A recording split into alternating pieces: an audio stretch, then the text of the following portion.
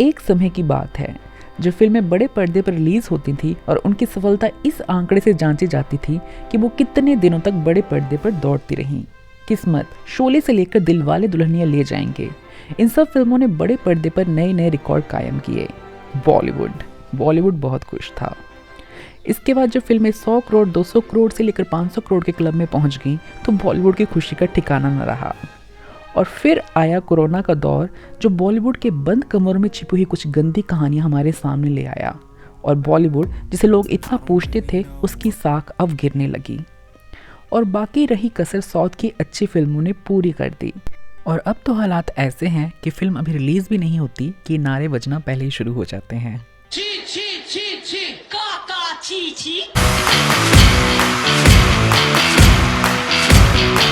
Hello दोस्तों, welcome to my channel Tales Villa, जहां Bollywood Hollywood इन दोनों के जगत से मूवीज और टीवी सीरीज की समीक्षा करते हैं। पर आज का मेरा डिस्कशन खुद बॉलीवुड पर है। 83, अतरंगिरे ऐसी दो फिल्में जिनसे फिल्म जगत को बहुत ही उम्मीदें थी, पर ये उम्मीदें ही रह गईं। कुछ लोग कहेंगे कि भाई कोरोना की वजह से हमारी फिल्में हिट नहीं हो पा रही हैं, तो मैं आपको बता दूं, यदि आप ऐसा सोचते हैं तो आप गलत हो। यदि ऐसा ही होता तो पुष्पा साउथ की फिल्म इतनी बड़ी हिट नहीं बन पाती।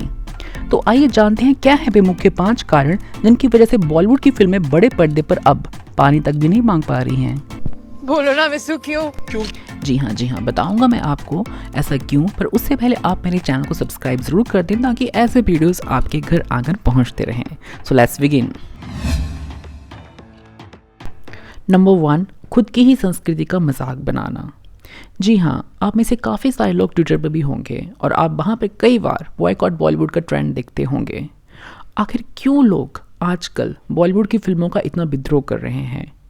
एक कारण तो प्रतिभावान अभिनेता सुशांत सिंह राजपूत की आकस्मिक मौत भी है, जिसके बारे में आगे भी थोड़ा डिस्कस करूँगा। पर एक और कारण जिसकी वजह से फिल्में फ्लॉप हो रही हैं वो है खुद की ही संस्कृति का मजाक बनाना। भारतीय संस्कृति जो विश्व की उच्चतम संस्कृतियों में से एक है, जिसके रीति रिवाज अब पश्चिम के लोग भी अपनाने लगे हैं, उसी महान संस्कृति का कई मौके पर ये फिल्में मजाक बना देती हैं। फिल्मों का उद्देश्य मनोरंजन होना ठीक है, पर किसी संस्कृति या किसी धर्म विशेष का मजाक बनाकर उसे मनोरंजन कहना वो आपकी ज्ञानता नहीं बल्कि अज्ञानता का द्योतक है। पीके से लेकर लक्ष्मी और लक्ष्मी से लेकर तांडव, बॉलीवुड की प्रोपेगेंडा और इनकी मूर्खता इन फिल्मों में साफ दिखी। तो एक बिंदु पर आकर ये सब होना ही था। अतरंगिरे ये फिल्म मैंने कुछ दिन पहले देखी तो मुझे काफ़ी अच्छी लगी, पर जब मैंने इसकी रेटिंग IMDb पे देखी तो वहाँ मात्र 6 देख के हैरान रह गया। पर जब ज़्यादा गहराई से मैंने सोचा तो यही लगा कि वही जो तुम बीज बोजोगे वही बीज तुम काटोगे। साउथ की फिल्में इतनी हिट क्यों हो रही हैं? क्योंकि वे अपने कल्चर और अपने इंडियन रूट्स को नहीं भूले हैं। Coming to second reason, the cringe content. Film में भैया जब कोई कहानी नहीं होगी तो उसे कोई क्यों देखना चाहेगा? कई बार तो कहानी के नाम पे ऐसी खिचड़ी बनाई होती है कि आप अपना ही माथा पीटने पर मजबूर हो जाते हैं। सलमान खान की 2010 के बाद से बजरंगी भाईजान को छोड़कर कोई भी फिल्म उठा लो, कई बार तो मुझे इतनी हैरानी होती है कि सलमान खान की जिस फिल्म को 100 रुपये तक नहीं मिलने चाहिए वो 100 करोड़ क्लब तक कैसे पहुंच गई।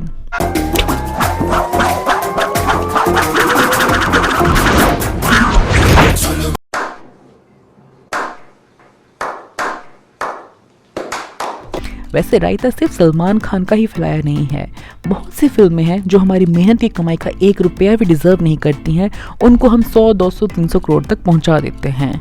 और वहीं कुछ अच्छी फिल्में जो इस क्लब की हकदार थी उनको हम 50 करोड़ तक भी नहीं पहुंचने देते। पर कोरोना काल में घर बैठ के OTT प्लेटफॉर्म पर लोग अब जान चुके हैं कि एक अच्छी फिल्म क्या होती है, तो बॉलीवुड को भी अब अच्छी कहानियों पर काम करना शुरू कर देना चाहिए। मैं करूंगा तो करना। On number 3, stupid pairings. Well, before discussing this point, my one question to Indian audience. Madhuri Dixit, Kajol, Sushmita Sen, रानी मुखर्जी, ऐश्वर्या राय, इन सब के पास अब उतना काम क्यों नहीं है जितना इनके पास 90 और 2000 के दशक में था? हाँ जी, बताइए। अरे ये सब तो अब आंटियां बन गई हैं। Madhuri aunty, Kajol aunty, Aishwarya aunty, Aishwarya Rai को तो इवन सोनम दीदी ने भी आंटी कहा था। पर अगर ये सब खुद को इतना मेंटेन करने के बावजूद भी आंटीज हैं, तो सलमान खान, शाहरुख खान, अक्षय कुमार, अजय देवगन, ये सब अंकल क्यों नहीं हैं? इनके पास आज भी इतना ज़्यादा काम क्यों है? वेल, इसका कारण बॉलीवुड नहीं बल्कि हम ही लोग हैं। 50 पार कर चुके इन खान्स कुमार देवगन को हम इनकी उम्र से आधी लड़कियों के साथ इनको नाश्ता देकर खुद सिनेमा घरों में सीटी बजाना शुरू कर देते हैं। पर इन्हीं अंकल के साथ जिन अभिनेत्रियों ने काम करना शुरू किया था उन्हें आंटी जी कह के बाय बाय बोल देते हैं। आखिर क्यों इन अभिनेत्रियों को फीमेल ओरिएंटेड मूवीज तक ही टिकना पड़ता है? क्या करें, बेवकूफ़ी का कोई इलाज ही नहीं है। सही कहा सलमान अंकल आपने। वैसे आपको ये जान के भी हैरानी होगी, शाहरुख और काजोल जिन्होंने लगभग साथ में ही काम करना शुरू किया है और जिनकी जोड़ी बड़े पर्दे पर इतनी हिट रही है, उनकी उम्र में भी 9 सालों का गैप है। 90 के दशक की मैक्सिमम अभिनेत्रियां अपनी जिंदगी के 40वें बसंत पे हैं और इन अंकल से जिनका चेहरा स्मोकिंग के कारण और ज़्यादा बूढ़ा दिखता है, इन सबसे काफ़ी जवान दिखती हैं। Even coming to talent, the late Sridevi was more talented than all these Khans combined together. Salman Khan की तो 100 फिल्में भी एक श्रीदेवी जी की फिल्म के बराबर ना पहुंच सके। Still, Sridevi had to wait for 5 long years for her next after the huge success of English Winglish in 2012. आप में से काफ़ी जनों ने अभी हाल ही में रिलीज हुई अतरंगी रेवी भी देख ली होगी, पर क्या ये बेहतर नहीं रहता कि उसमें रिंकू यानी कि सारा अली खान की माँ का किरदार 90 के दशक की कोई अभिनेत्री निभाती? ऐश्वर्या राय जो आज भी इतनी खूबसूरत दिखती हैं, उनकी जोड़ी अगर रणबीर कपूर के साथ बनती है तो सब आंखें फाड़ फाड़ के प्रश्न करते हैं। पर सलमान अंकल, शाहरुख अंकल ये सीजीआई का इस्तेमाल करके दिशा पटानी, अनुष्का शर्मा, दीपिका पादुकोण जैसी अभिनेत्रियों का रोमांस करते रहते हैं तो कोई कुछ नहीं बोलता। हिपोक्रेसी की भी सीमा होती है। पर शायद पिछले 1-2 साल से लोग थोड़े जागने लगे हैं और ऐसी अटपटी जोड़ी पर सोशल साइट्स में प्रश्न करने लगे हैं, and that is a good thing. Coming to number 4, no talent. मैं एक्चुअली मेरे टंग को मेरे नोज तक टच कर सकती हूँ। भैया अगर इसे आप प्रतिभा कहते हैं तो अनन्या दीदी जी महान है आप और आपका सो कॉल्ड स्ट्रगल। ऐसे ऐसे नेपो किड्स को आप ज़्यादा से ज़्यादा 1 या 2 मूवीज़ में देख सकते हो, पर बिना टैलेंट के पापा के जो अगर इन्हें ऐसे ही दौड़ाते रहे तो फिल्मों ने फ्लॉप होना ही है। अनन्या पांडे, तारा सुतारिया, जानवी कपूर अगर ये कार्टून अभिनय की एबीसी भी सीखना चाहते हो तो इन्हें श्रीदेवी जी की फिल्में ज़रूर देखने लेनी चाहिए। चलो श्रीदेवी जी की नहीं देखनी तो भैया कंगना रनौत की ही देख लो, और अगर पापा केसु ने कंगना की फिल्में देखने के लिए मना किया है तो भैया विद्या बालन की ही देख लो।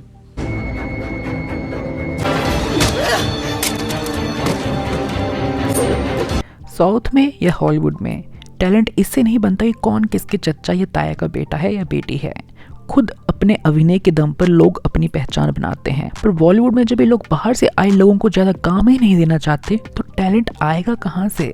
सुशांत सिंह राजपूत जैसे प्रतिभावान पर बाहर से आए हुए लड़के लड़कियां अगर अपने टैलेंट के दम पर पहचान बनाने भी लगे तो वो इनकी आंखों में खटकने लग जाते हैं। पर भैया जैसा तुम बीज बोओगे वैसा बीज तुम काटोगे भी। नतीजे 2021 की बॉलीवुड फिल्मों के आपके सामने।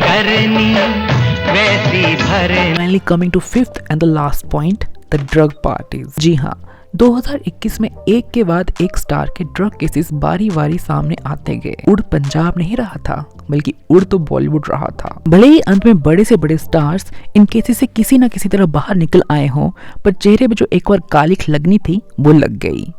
बॉलीवुड के नए नाम अब नशेड़ी बॉलीवुड और गंजेड़ी बॉलीवुड भी हैं। जब स्टार्स की इमेज ऐसे खराब हो चुकी हो तो उनकी फिल्म के दर्शकों में नेचुरली ही गिरावट आएगी। वो कहते हैं कि पब्लिक की मेमोरी उतनी स्ट्रांग नहीं होती, पर सॉरी बॉलीवुड, इस बार पब्लिक ने ही आपको गलत साबित कर दिया है। So these are the 5 main reasons according to me why Bollywood movies are not working these days. मेरे इस वीडियो को देखने के बाद करीना कपूर खान जरूर कहेंगी, जा रहे हो ना फिल्म देखने तो मत जाओ। नहीं करीना दीदी जी, मुझे देखनी है बॉलीवुड मूवीज, क्योंकि एक फिल्म से सिर्फ स्टार्स का नहीं बल्कि फिल्म के पीछे कई लोगों के जॉब भी जुड़े होते हैं, चाहे फिर वो बैकग्राउंड डांसर से क्यों ना हो। Coming to me, I don't hate Bollywood. In fact मेरा चैनल बॉलीवुड और हॉलीवुड इन दोनों के जगत की ही फिल्में और टीवी शोज रिव्यू करने के लिए बना है। पर पिछले 1-2 साल में वो क्या कहते हैं, अति ही हो गई थी, पानी सिर के ऊपर चढ़ ही गया था। ये लोग अपनी रियल लाइफ में क्या करते हैं मुझे उससे भी कोई फर्क नहीं पड़ता। As a Bollywood lover I just want to see good cinema without any propaganda. So I just hope कि हमारी माया नगरी अपनी इन गलतियों से कुछ सीखे, अच्छी कहानियों के साथ साथ अच्छा टैलेंट भी हमारे सामने लाए। 90 की दशक के अभिनेत्रियों के लिए वैसे ही कहानियां लिखना शुरू करे जैसे 90 के अभिनेताओं के लिए करते हैं। वैसे देखते हैं मेरी विश इस साल के अंत तक कितनी सच होती है। अभी के लिए तो बस इतना ही। और दोस्तों, अगर आपको मेरी ये वीडियो पसंद आई हो तो चैनल को सब्सक्राइब ज़रूर करें, ताकि ऐसी और वीडियोस मैं आपके पास हर सप्ताह पेश कर सकूं। So please please please do subscribe. अंत में आप लोगों के लिए मेरी तरफ से एक तोहफा। का स्ट्रगल अलग होता है। डिफरेंस यही है कि जहाँ हमारे सपने पूरे होते हैं वहाँ इनका स्ट्रगल शुरू होता है।